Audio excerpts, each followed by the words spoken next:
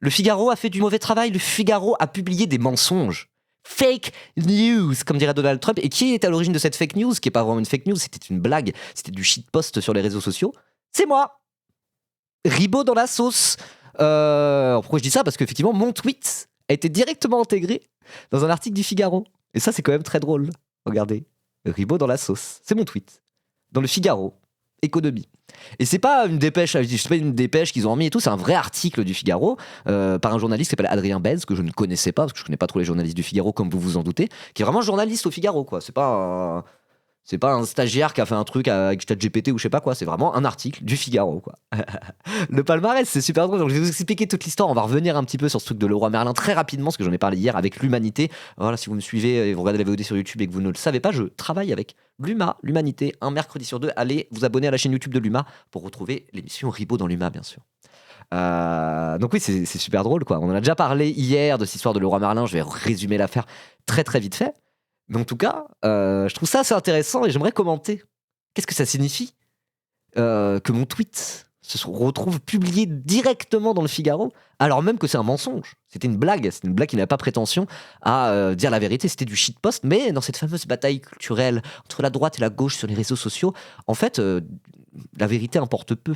Ce qui compte, c'est l'impact que va avoir une communication. Vous voyez ce que je veux dire? Alors en vrai, j'ai menti en disant que j'allais acheter un frigo chez Leroy Merlin. J'ai pas menti, c'était pas une fake news. J'ai pas inventé une info. C'est pas ça que j'ai fait. C'est pas une fake news. Mais j'ai menti pour rigoler en disant je vais acheter un frigo chez Leroy Merlin. Et en tout cas, c'est passé. Ils n'ont pas vérifié si c'était du shitpost ou pas. Alors que quand on regardait, c'était entre deux autres blagues sur Leroy Merlin. C'est évident. C'est l'évidence même que c'était une blague, quoi. Donc qu'est-ce que ça veut dire sur le Figaro ou le journalisme? Qu'est-ce que ça veut dire sur la bataille culturelle sur Internet? Et déjà, qu'est-ce que c'est que cette histoire de Leroy Merlin, quoi? Leroy Merlin, victime de boycott de la part de l'extrême droite, car ils ont retiré leur pub du site de Frontières, ce site d'extrême droite totalement pourrave.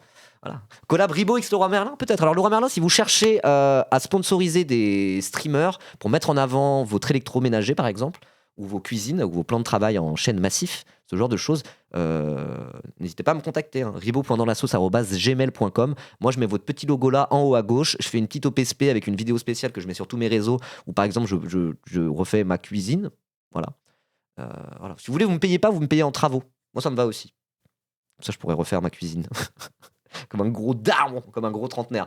Bref, peu importe. Donc, cette histoire de Leroy Merlin, oui, au lieu de le résumer directement moi-même, parce que je l'ai déjà fait hier, j'en ai parlé pendant longtemps à l'UMA, voyons plutôt Marion Maréchal, qui va nous résumer un peu cette affaire. Parce qu'à la base, moi, j'étais en mode, qu'est-ce que c'est que cette couillonnerie sur Twitter? Pour moi, c'était vraiment que de la blague, quoi.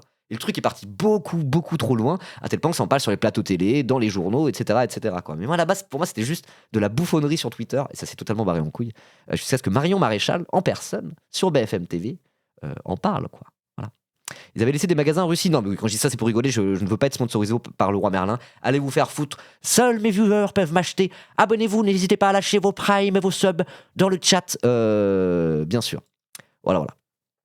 Sur ce qui se passe en ce moment autour de Mais l'euro. quoi, tu as vu ces débiles de Castorama aussi? Quoi, Castorama, ils ont fait une contre-offensive? J'ai pas suivi. Sur ce qui se passe en ce moment autour de Leroy Merlin, l'enseigne de bricolage qui a décidé de... Ah oui, donc là, c'est carrément BFM TV qui lui pose la question. C'est même pas elle qui s'est ramenée en mode Leroy Merlin, on veut boycotter la droite. 11 millions d'électeurs du Rassemblement National. Non, c'est carrément lui qui lui pose la question, quoi. Sujet d'actualité brûlante. Mais bon, en tout cas, moi je vous conseille d'aller voir le replay. Elle est sortie sur la chaîne YouTube de l'UMA si vous voulez en entendre parler plus en détail de ce que c'est que Sleeping Giants, ses stratégies de boycott et de guerre culturelle sur Internet. On en a parlé pendant 1 heure. Voilà, je vais pas tout redire. Retirer ces publicités du site de Frontières, Frontières qui est un média proche de la droite identitaire. Leroy Merlin dit qu'il ne veut pas cautionner les propos tenus sur cette plateforme.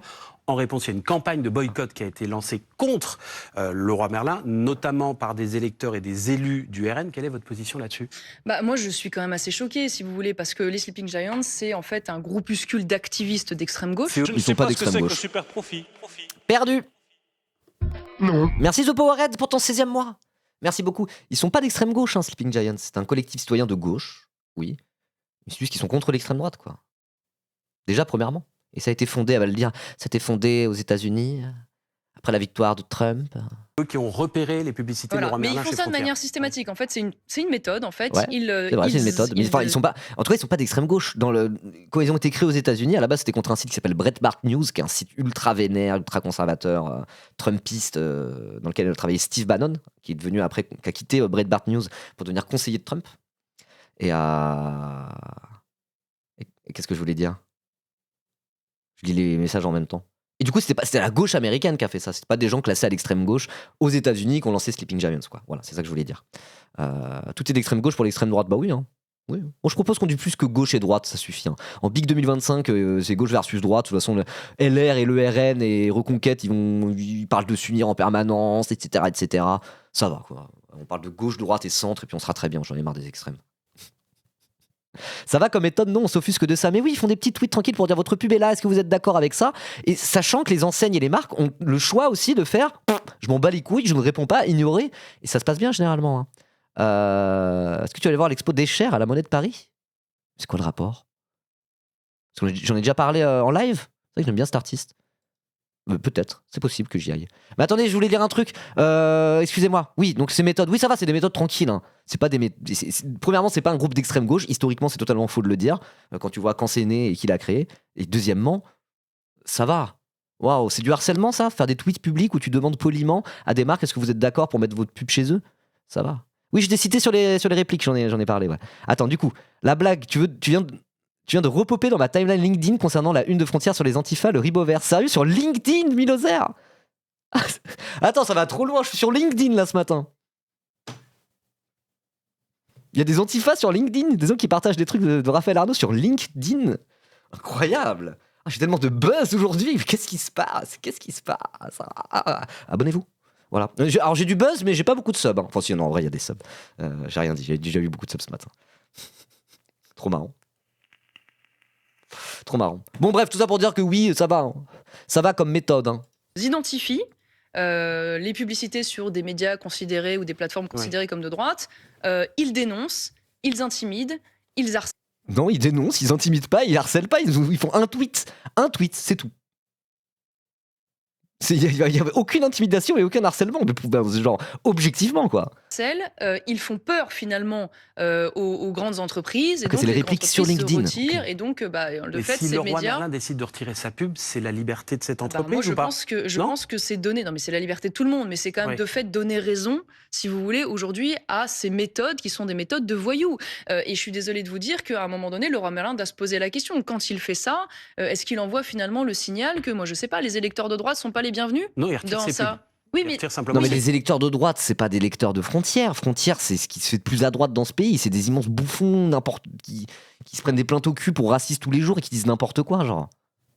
Là, le truc, c'est d'amalgamer tous les électeurs de droite en France à Frontières, c'est complètement con. L'électeur RN moyen en France, ils s'en bat les couilles de Frontières, ils connaissent probablement même pas, ils s'en branlent, quoi. Ils ont pas tant de buzz que ça en réalité, Frontières. Enfin, si. Parce qu'ils sont justement cette méthode un peu de bataille culturelle. Le but, c'est pas franchement d'être rentable, c'est pas franchement que leur magazine de cons soit lu. Le but, c'est de faire un peu de l'agite propre, quoi. Donc du coup, ils sont très présents sur les réseaux et il y a une espèce de stratégie politique de l'outrance qu'on doit regarder et auquel on doit réfléchir comment combattre, quoi. Je parle un peu mal. Qui finance Frontières, c'est pas clair. C'est pas clair. Apparemment, ils sont en déficit de fou. En plus, ils ont pas une thune, etc., etc.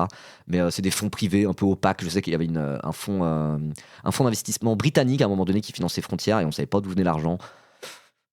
Probablement des millionnaires et des milliardaires d'extrême droite là qui font je sais pas quoi, qui les abreuvent de thunes et ils dépensent tout, ils sont pas rentables et le but c'est pas d'être rentable de toute manière, quoi. Donc c'est comme ça qu'il faut appréhender Frontières. Pour moi, c'est plus des influenceurs limite, des créateurs de contenu qu'un média, qu'un journal à proprement parler, parce qu'ils sont pas beaucoup lus, quoi. Vous voyez ce que je veux dire? Mais ils ont quand même leur ronde serviette sur CNews, ils sont quand même présents dans les médias dominants. Moi, ça me fait un peu penser à ce que Thaïs Descuffon pouvait faire à l'époque où elle était invitée chez Hanouna, quoi. Vous voyez, Génération Identitaire par exemple, ou même Papacito, etc., le Raptor dissident. Pour moi, ils sont plus proches de ce genre de personnalité d'extrême droite, on va dire, que d'un journal Frontières.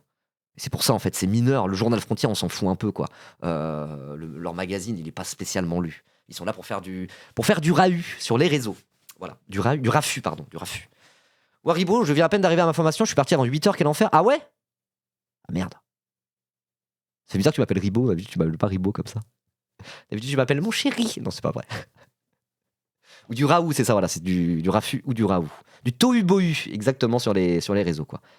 Et bref, donc du coup dire oui mais les électeurs de droite sont insultés. Alors si les électeurs de droite en France s'estiment représentés par Frontière, il y a vraiment juste respectez-vous les électeurs de droite, voilà c'est tout ce que j'ai à dire. Si vous voulez, le signal qu'il envoie, c'est de dire à certains égards, bon, je trouve ça tellement insupportable qu'un média de droite puisse exister et que je ne veux plus rien avoir à faire avec lui. Donc c'est un peu le signal de dire, bon, je veux plus que les consommateurs de droite viennent chez moi. Voilà. D'accord, mais il y a d'autres journaux de référence de la droite, etc., comme Le Figaro, dont on va parler juste après. Bon, c'est que Frontière où ils enlèvent leur pub. Frontière et Boulevard Voltaire. Sleeping Giants avait bossé contre Boulevard Voltaire aussi, il y a plus de 1000 marques ou 100 marques, je sais plus exactement, qui s'étaient retirées de Boulevard Voltaire. Boulevard Voltaire, c'est un site d'extrême droite totalement puant, fondé par Robert Ménard à l'origine. Il y a un autre truc, Valeurs Actuelles aussi, Sleeping Giants les avait un peu foutus dans la merde, etc., etc. Mais en fait, généralement, les marques qui se retirent suite à des signalements de Sleeping Giants, elles le font sans même trop communiquer dessus. En fait, il n'y a pas de signal à envoyer, c'est juste qu'elles se disent oh non, j'avoue, ça craint. Ça la fout mal d'être publié sur ce truc de merde qui ne correspond pas à nos valeurs. Voilà. C'est tout, ça va pas plus loin que ça. Il y a quelques années, Marion Maréchal, vous vous en souvenez sans doute, Bernard Arnault, le patron de LVMH, le patron du groupe de luxe LVMH, avait retiré des millions et des millions de publicités à Libération après une... Hier, je suis allé chez Leroy Merlin, on m'a demandé mon Politiscale pour rentrer. Oui. Bah moi, j'ai vu des groupes Antifa, du coup, qui avaient totalement pris le contrôle de l'entrée de Leroy Merlin. Et du coup, ils regardent exprès, ils fouillaient les téléphones des gens pour voir ce qu'ils likaient sur les réseaux sociaux, etc., pour être sûr de ne pas laisser rentrer de gens d'extrême droite à Leroy Merlin. Et moi, j'ai vu des gens se faire casser la gueule et tout. Ça commence à être violent. Ça commence à être violent. Hein. Leroy Merlin Antifa. Non, c'est pas vrai, évidemment, j'ai n'importe quoi. Une qui l'avait fâché, c'était la une Casse-toi pauvre con, voilà, Casse-toi riche con, pardon. À l'époque, on ne vous a pas entendu. Oui, mais excusez-moi, il y a une grande différence. Attendez, de quoi j'ai pas suivi? La liberté de... Je lisais le chat. Vous avez retiré des millions. Le patron de LVMH, le patron du groupe de luxe LVMH, avait retiré des millions et des millions de publicités à Libération après une qui l'avait fâché. C'était la une Casse-toi pauvre con, voilà, Casse-toi riche con, pardon. À l'époque, on ne vous a pas entendu. Oui, mais Non mais là ça n'a rien à voir. Ils font ce qu'ils veulent en fait, c'est le propriétaire du groupe. Ah oui, bah là pareil, ils font ce qu'ils veulent en fait, genre. Ah non, parce que c'est Sleeping Giants, l'extrême gauche, qui leur a commandé de le faire. C'est pas la famille, le groupe Leroy Merlin, le groupe Mullier. Hein. Mullier, c'est Auchan et tout ça. Hein. C'est Auchan, Decathlon, etc. Genre, ils ont été obligés par Sleeping Giants. La différence, c'est qu'ils ont cédé à la pression de l'extrême gauche. Là où Bernard Arnault, il fait encore ce qu'il veut avec ses médias. Et s'il a envie de s'en prendre à Libération, il avait le droit. Parce que c'est pas l'extrême gauche qui lui a soufflé à l'oreille. En gros, ça serait ça qu'a dit éventuellement. Ou peut-être que sinon, Libération, comme c'est un journal de gauche, alors bon, nous on n'aime pas trop Libération par ici, sauf sur l'extrême droite, en vrai, ils sont carrés. D'ailleurs, on va lire un article de Libération sur l'extrême droite. Après, il y a quand même des sujets où c'est pas mal du tout ce qu'ils font. L'extrême droite, notamment. Mais ça reste quand même un journal identifié à gauche, quoi. Donc c'est aussi pour ça que Marion Maréchal n'en avait rien à foutre, probablement. La Frontière, c'est ses petits copains, quoi. excusez-moi, il y a une grande différence. C'est que Libé est de gauche. Bah non, la grande différence, c'est qu'ils n'ont pas été poussés à cela parce qu'un groupuscule d'extrême gauche. Un groupuscule d'extrême gauche, carrément. Sleeping Giants, c'est un groupuscule d'extrême gauche. Alors, c'est une organisation présente dans genre une vingtaine de pays différents. C'est pas un groupuscule, quoi. Est allé les dénoncer dans la presse, dénoncer ces publicités, Mais les vous auriez- Ils n'ont pas été dénoncés dans la presse, ils ont fait un tweet. Ils ont fait un tweet. sur le Dire, c'est net. une atteinte à la... Or- Et Leroy Merlin a répondu directement. Je vais même vous dire Thomas Porte de LFI qui s'est un peu emparé de l'affaire pour dire pour être en mode victoire, grâce à nous, il n'y aura plus la pub de Leroy Merlin sur le site de Frontière. Il est arrivé après la guerre en fait. Thomas Porte, c'était vraiment de la récupération en réalité. Hein. Après force à Thomas Porte et LFI. Hein. Je dis pas ça pour le critiquer spécialement, mais c'est la politique, hein. C'est normal, c'est la communication politique. Et quand il a dit oh là là, effectivement, je vais me saisir de l'affaire, Leroy Merlin avait déjà répondu. À Sleeping Giants, Leroy Merlin avait déjà dit on va retirer nos pubs. Donc il est arrivé genre une heure après pour dire victoire alors qu'il avait rien fait en réalité. Voilà. Donc en fait c'est même pas, ça n'a pas été poussé par la presse d'extrême gauche et la France insoumise ou quoi que ce soit. Il y a eu un tweet de Sleeping Giants. 2 heures après il y a Leroy Merlin qui a répondu oh j'avoue merci de nous avoir prévenu, on va retirer ça.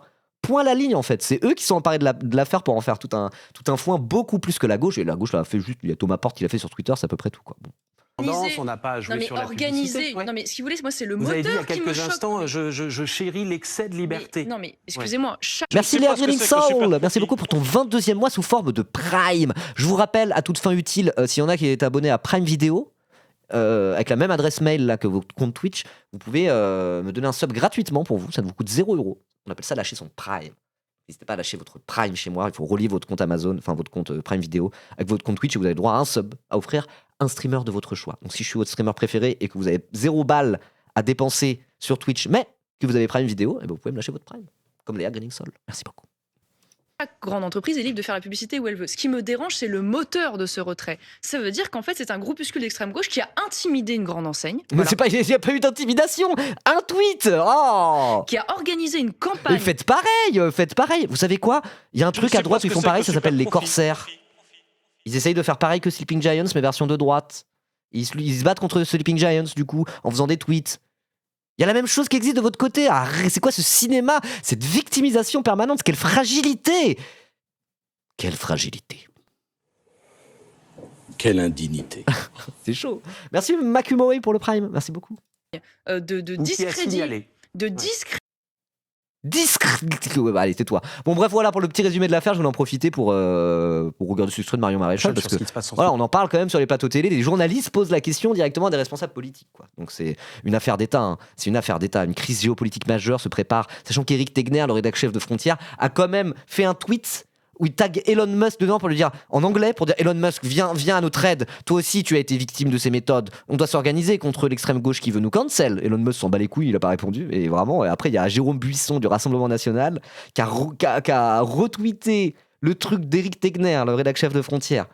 Le tweet en anglais adressé à Elon Musk pour lui dire la lutte contre le roi Merlin doit devenir internationale. Ils ont aussi des magasins en Espagne, en Italie, en Angleterre, en Allemagne.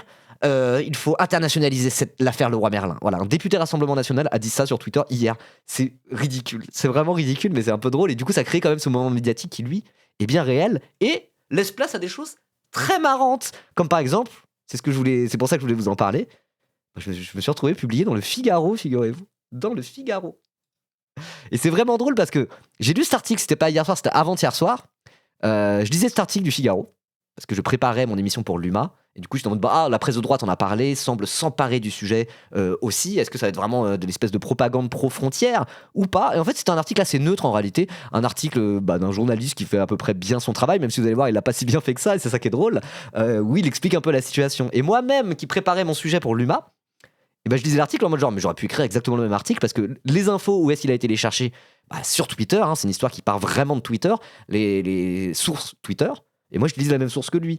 Et donc c'est drôle, je lis l'article en me disant ah ouais d'accord, là il rappelle ce que c'est que Sleeping Giants, il dit ça a été créé en 2016 dans la sillage de l'élection de Donald Trump, et pareil dans mes notes que j'avais pris sur mon téléphone pour préparer mon sujet de l'UMA, j'avais écrit à peu près la même chose, on rappelle ce que c'est que Sleeping Giants rapidement en allant à l'essentiel, en rappelant le lien avec les États-Unis, etc. etc.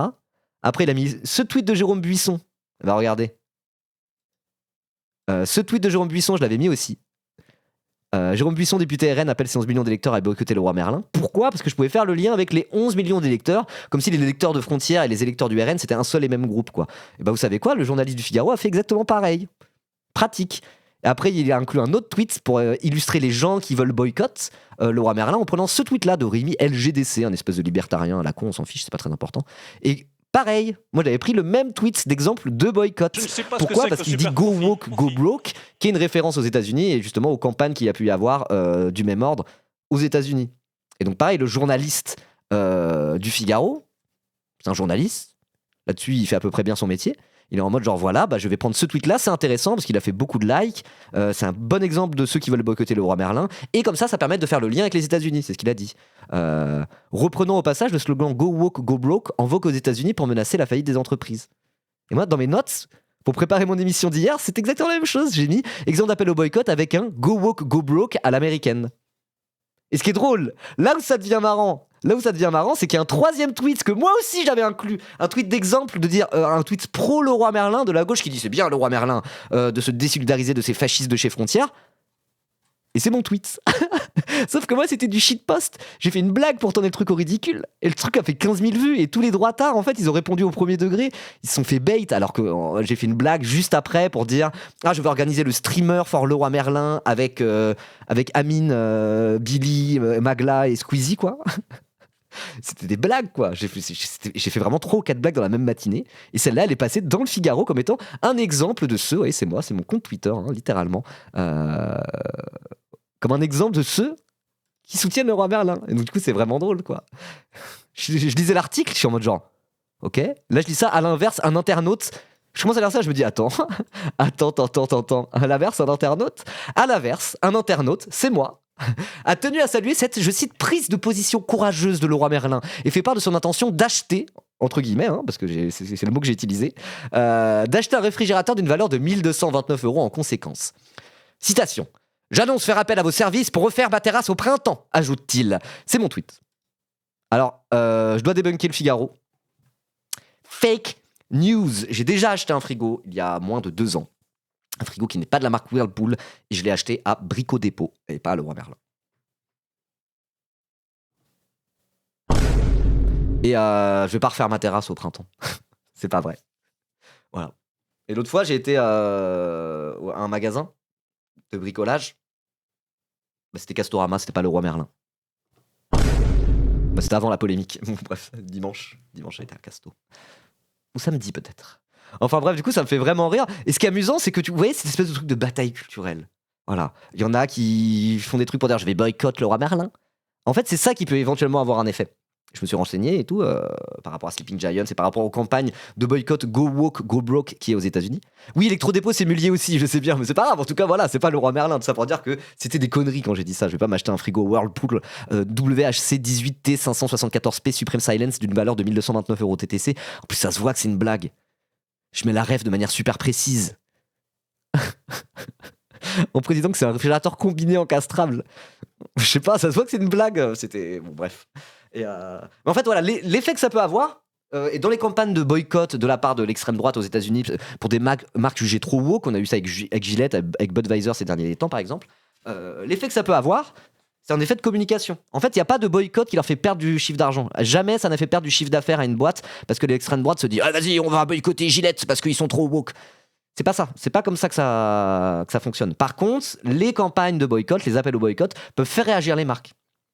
Et peuvent faire réagir les marques qui se disent « Oh oui, j'avoue, du coup, on va être moins woke » parce qu'elles flippent un peu, quoi. Ou ça peut faire baisser la capitalisation boursière parce que les marchés pensent que le boycott aura des effets. Mais en vérité, ça n'a pas d'effet économique sur le chiffre d'affaires des boîtes qui sont boycottées, entre guillemets, parce que c'est pas du boycott. On est plus dans quelque chose qui est de l'ordre de la bataille culturelle, on va dire, entre guillemets. En tout cas, quand on regarde les États-Unis, c'est vraiment ça, quoi.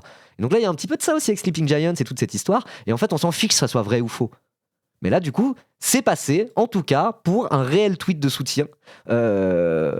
Mensonge ou pas, on s'en fiche. Le résultat est le même, en fait. Vous voyez ce que je veux dire ? Que ce soit une blague ou pas, c'est pas grave. Ça fait 15 000 likes, il y a eu 1 million d'impressions sur Twitter, etc., etc.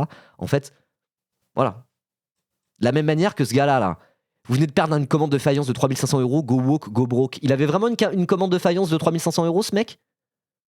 On sait pas en fait, peut-être que tout le monde ment, mais on s'en fiche. L'effet éventuel que ça peut avoir, c'est la réaction que va avoir Leroy Merlin ou d'autres marques par rapport à cette polémique. Mais en fait, il n'y aura pas de résultat sur le chiffre d'affaires de qui que ce soit, quoi. Parce que c'est pas du boycott. Un boycott, ça s'organise. Ça se fait pas comme ça sur Twitter à coup de tweet interposé, quoi. Voilà. Mais du coup, je trouve ça intéressant que je me retrouve un peu pris dans cette histoire avec ce tweet de shitpost, qui au final, ça avait beau être du shitpost. On est quand même au cœur de cette affaire, c'est-à-dire tenter d'influencer avec des campagnes sur les réseaux, gauche versus droite, quoi. Vous voyez ce que je veux dire ? Voilà. Il ment ? Qui ment ? Ouais, j'ai menti, ouais. Non, mais c'est une blague. Quand on fait des blagues, souvent on ment, par essence. On n'est pas obligé de dire la vérité quand on raconte des blagues. C'est pas des témoignages, les blagues. Parfois, on dit des choses absurdes. Donc, on ment, vous voyez ce que je veux dire ? Mais bon, du coup, j'ai hacké le Figaro un petit peu, finalement. Voilà. J'ai démontré que ce journal de droite vérifie mal ses sources. Si le Figaro regarde cette vidéo, bravo, hein. Bravo. Alors après, c'est peut-être aussi qu'ils ont demandé à un journaliste « Vas-y, fais-nous un sujet là-dessus, ça doit sortir dans 35 minutes, donc maintenant tu te démerdes, let's go !» Et qu'il a fait « Ah !» qu'il a été sur Twitter et que c'était pour le bouclage. Je sais pas, on peut réfléchir aussi aux conditions de travail dans les rédactions, derrière, etc. quoi. Mais en tout cas, je trouvais ça assez fun, quoi. Il ment ? Tu parlais de Rémi ? Ah ! De Rémi LGDC ? Bah ouais, je pense qu'il ment comme moi. Je pense qu'on a tous les deux menti. Je pense que tous les exemples qui ont été repris par la presse, c'était des mensonges sur Twitter, quoi, pour tenter d'influencer le bordel, quoi. Et ce qui est drôle, c'est que ce gars-là, là, qui a aussi son tweet, bah il m'a bloqué. Mais il m'a bloqué il y a longtemps, en fait. Il fait partie des gens qui m'ont bloqué sur Twitter. Voilà. Ils ont peur de moi, tous ces gens-là. Bloqués par Jordan Florentin, bloqués par Rémi LGDC, le champion de la bataille culturelle anti-Leroy Merlin. Voilà, c'est l'affaire Dreyfus du 21e siècle, hein. Il y a les pro-Leroy Merlin, les Leroy Merlard et les anti-Merlard. Les anti-Leroy Merlard. Bon, bref, voilà. Mais du coup, je voulais revenir un petit peu sur cette histoire. Je voulais en faire une petite capsule pour la chaîne. N'hésitez pas à vous abonner, bien sûr, si vous regardez ça en VOD sur la chaîne YouTube, parce que je trouvais ça un peu drôle. Et puis voilà, je vais pouvoir sortir une VOD où le titre, ça sera « J'ai fait mentir le Figaro ». Ou un truc comme ça, je trouve ça un peu marrant.